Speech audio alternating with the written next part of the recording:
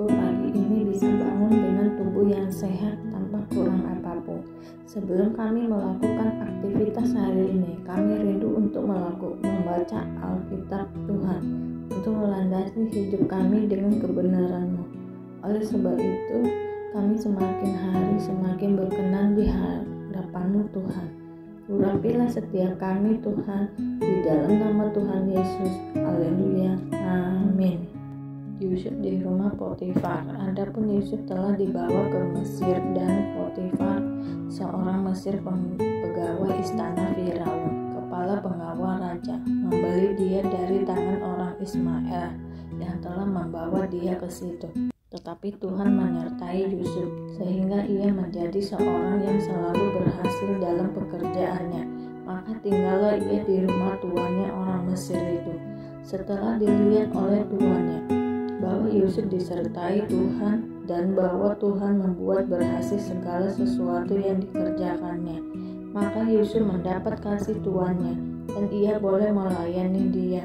Kepada Yusuf diberikannya kuasa atas rumahnya, dan segala miliknya diserahkannya pada kekuasaan Yusuf. Sejak ia memberikan kuasa dalam rumahnya dan atas segala miliknya kepada Yusuf, Tuhan memberkati rumah orang Mesir itu karena Yusuf, sehingga berkat Tuhan ada atas segala miliknya, baik yang di rumah maupun yang di ladang. Segala miliknya diserahkannya pada kekuasaan Yusuf, dan dengan bantuan Yusuf ia tidak usah lagi mengatur apapun selain dari makanannya sendiri. Adapun Yusuf itu manis sikapnya dan elok parasnya. Selang beberapa waktu istri tuannya memandang Yusuf dengan berahi, lalu katanya, "Marilah tidur dengan aku." Tetapi Yusuf menolak dan berkata kepada istri tuannya itu, "Dengan bantuanku tuanku itu tidak lagi mengatur apa yang ada di rumah ini, dan ia telah menyerahkan segala miliknya pada kekuasaanku. Bahkan di rumah ini ia tidak lebih besar kuasanya daripadaku, dan tiada yang tidak diserahkannya kepadaku selain daripada engkau, sebab engkau istrinya. Bagaimanakah mungkin aku melakukan kejahatan yang besar ini dan berbuat dosa terhadap Allah?" Walaupun dari hari ke hari perempuan itu membujuk Yusuf, Yusuf tidak mendengarkan bujukannya itu untuk tidur di sisinya dan bersetubuh dengan dia. Pada suatu hari, masuklah Yusuf ke dalam rumah untuk melakukan pekerjaan, sedang dari seisi rumah itu seorang pun tidak ada di rumah. Lalu perempuan itu memegang baju Yusuf sambil berkata, "Marilah tidur dengan aku."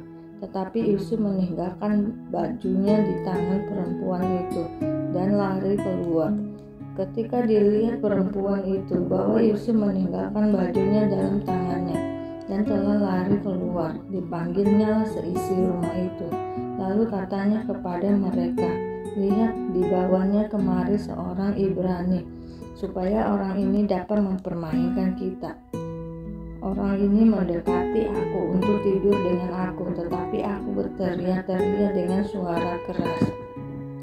Dan ketika didengarnya bahwa aku berteriak sekeras-kerasnya, ditinggalkannya lah bajunya padaku. Lalu ia lari keluar.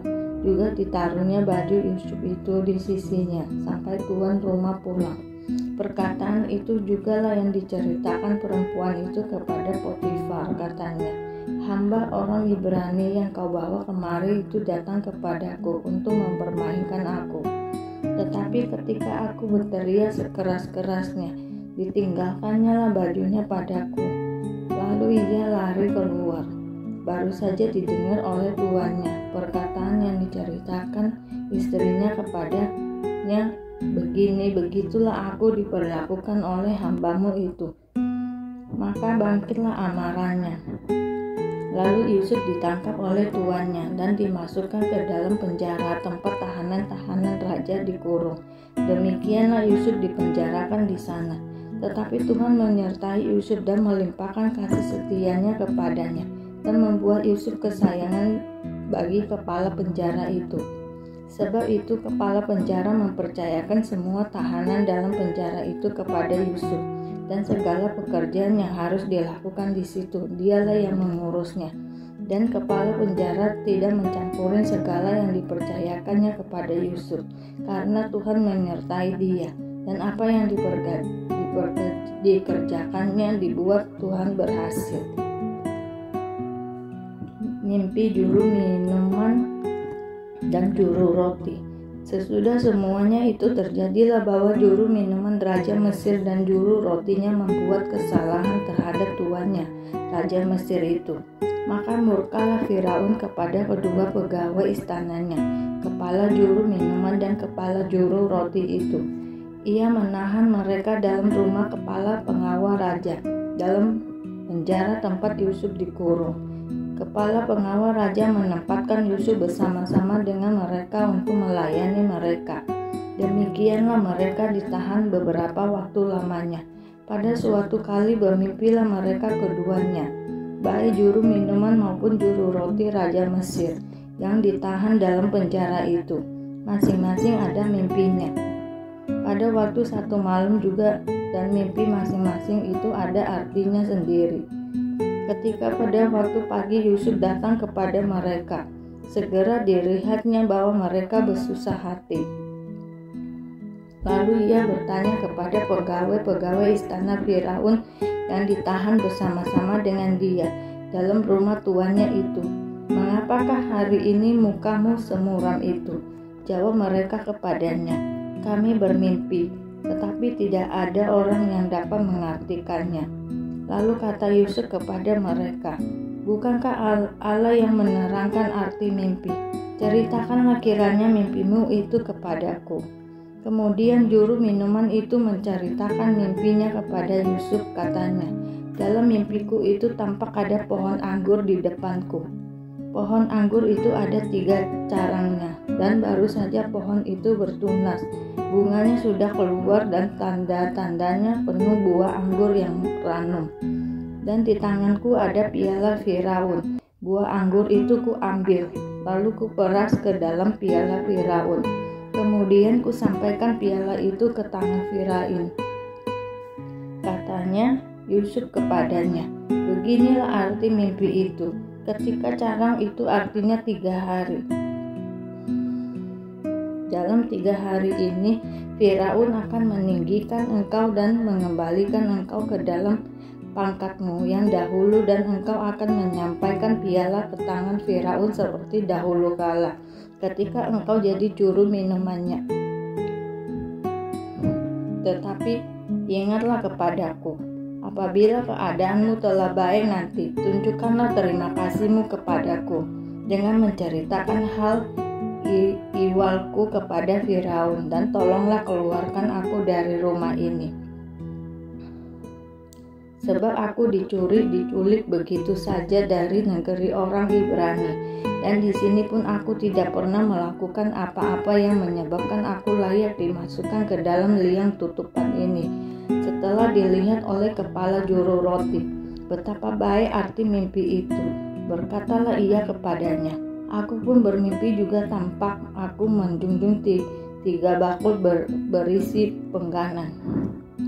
Dalam bakul atas ada berbagai-bagai makanan untuk Firaun, buatan juru roti, tetapi burung-burung memakannya dari dalam bakul yang di atas kepalaku."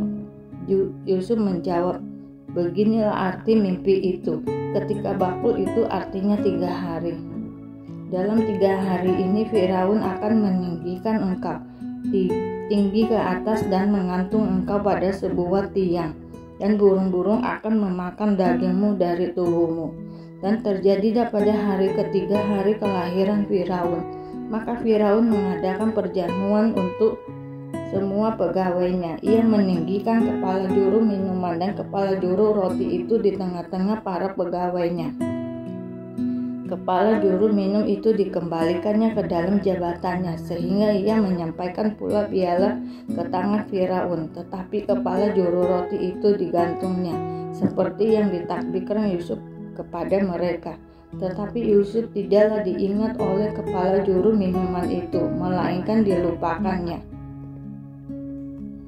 pertanyaan mengenai kuasa Yesus. Lalu Yesus masuk ke bait Allah, dan ketika ia mengajar di situ, datanglah imam-imam kepala serta tua-tua bangsa Yahudi kepadanya dan bertanya, dengan kuasa manakah engkau melakukan hal-hal itu? Dan siapakah yang memberikan kuasa itu kepadamu? Jawab Yesus kepada mereka, aku juga akan mengajukan suatu pertanyaan kepadamu, dan jikalau kamu memberi jawabannya kepadaku, aku akan mengatakan juga kepadamu dengan kuasa manakah aku melakukan hal-hal itu. Dari manakah baptisan Yohanes? Dari sorga atau dari manusia? Mereka memperbincangkannya di antara mereka dan berkata, jikalau kita katakan dari sorga, ia akan berkata kepada kita, kalau begitu mengapakah kamu tidak percaya kepadanya? Tetapi jikalau kita katakan dari manusia, kita takut kepada orang banyak, sebab semua orang menganggap Yohanes ini nabi. Lalu mereka menjawab Yesus, kami tidak tahu. Dan Yesus pun berkata kepada mereka, jika demikian, aku juga tidak mengatakan kepadamu dengan kuasa manakah aku melakukan hal-hal itu. Perumpamaan tentang dua orang anak. Tetapi apakah pendapatmu tentang ini? Seorang mempunyai dua anak laki-laki. Ia pergi kepada anak yang sulung dan berkata, anakku, pergi dan bekerjalah hari ini dalam kebun anggur. Jawab anak itu, baik Bapak.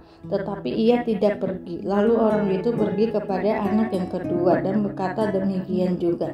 Dan anak itu menjawab, aku tidak mau. Tetapi kemudian ia menyesal, lalu pergi juga.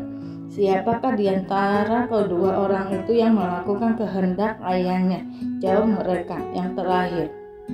Katanya kepada Yesus, kata Yesus kepada mereka, aku berkata kepadamu, sesungguhnya pemungut-pemungut cukai dan perempuan-perempuan sundal akan mendahului kamu masuk ke dalam kerajaan Allah.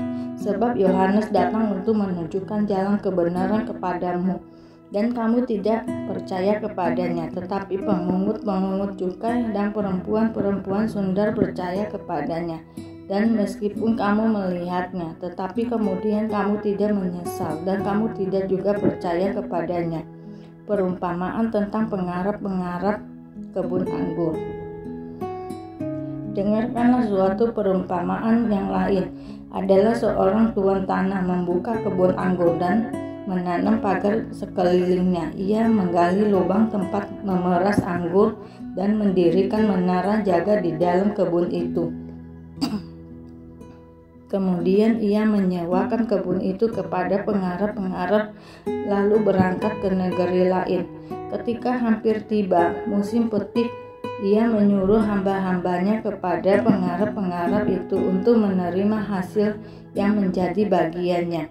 Tetapi pengarap-pengarap itu menangkap hamba-hambanya itu. Mereka memukul yang seorang, membunuh yang lain, dan melempari yang lain pula dengan batu. Kemudian tuan itu menyuruh pula hamba-hamba yang lain, lebih banyak daripada yang semula, tetapi mereka pun diperlakukan sama seperti kawan-kawan mereka. Akhirnya ia menyuruh anaknya kepada mereka. Katanya, anakku akan mereka segani. Tetapi ketika penggarap-penggarap itu melihat anaknya itu, mereka berkata seorang kepada yang lain, ia adalah ahli waris. Mari kita bunuh dia supaya warisannya menjadi milik kita. Mereka menangkapnya dan melemparkannya keluar kebun anggur itu, lalu membunuhnya. Maka apabila tuan kebun anggur itu datang, apakah yang akan dilakukan dengan pengarap-pengarap itu? Kata mereka kepadanya, ia akan membinasakan orang-orang jahat itu, dan kebun anggurnya akan disewakannya kepada pengarap-pengarap lain yang akan menyerahkan hasilnya pada waktunya. Kata Yesus kepada mereka, belum pernahkah kamu baca dalam kitab suci, batu yang dibuang oleh tukang-tukang bangunan telah menjadi batu penjuru? Hal itu terjadi dari pihak Tuhan, suatu perbuatan ajaib di mata kita. Sebab itu aku berkata kepadamu, bahwa kerajaan Allah akan diambil daripadamu dan akan diberikan kepada suatu bangsa yang akan menghasilkan buah kerajaan itu. Dan barang siapa jatuh ke atas batu itu, ia akan hancur, dan barang siapa ditimpa batu itu, ia akan remuk. Ketika imam-imam kepala dan orang-orang Farisi mendengar perumpamaan Yesus, mereka mengerti bahwa merekalah yang dimaksudkannya, dan mereka berusaha untuk menangkap dia. Tetapi mereka takut kepada orang banyak, karena orang banyak itu menganggap dia nabi. Terima kasih Bapak untuk pagi ini kami bisa membaca Alkitab-Mu. Mari kita doa Bapa kami. Bapa kami yang ada di surga, dikuduskanlah nama-Mu, datanglah kerajaan-Mu, jadilah kehendak-Mu di bumi seperti di surga. Berikanlah kami pada hari ini makanan kami yang secukupnya, dan ampunilah kami akan kesalahan kami, seperti kami juga mengampuni orang yang bersalah kepada kami. Dan janganlah membawa kami ke dalam percobaan, tetapi lepaskanlah kami daripada yang jahat, karena Engkau yang punya kerajaan dan kuasa dan kemuliaan sampai selama-lamanya. Terima kasih Bapa. Kami selalu bersyukur atas apapun Tuhan berikan hidup kami. Engkau tidak pernah meninggalkan kami ya Bapa. Hidup kami akan senantiasa berkecukupan di dalam-Mu. Di dalam nama Tuhan Yesus, kami berdoa dan mengucap syukur. Amin, amin, amin. Tuhan Yesus memberkati.